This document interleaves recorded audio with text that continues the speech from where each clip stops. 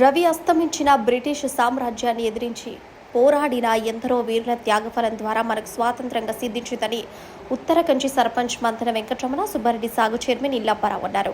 కాకినాడ జిల్లా ప్రతిపాడు మండలం ఉత్తర కంచి గ్రామ పంచాయతీ కార్యాలయంలో 79వ స్వాతంత్ర దినోత్సవ వేడుకలు గ్రామ సర్పంచ్ మంతెన వెంకటరమణ ఆధ్వర్యంలో ఘనంగా జరిగాయి.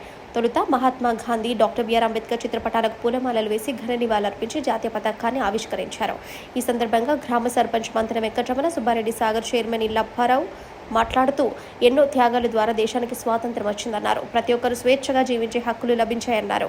ఈ కార్యక్రమంలో పున్నగంటి వీరాజు, శ్రీరం శ్రీను, గ్రామ పంచాయతీ సచివాలయ సిబ్బంది పాల్గొన్నారు.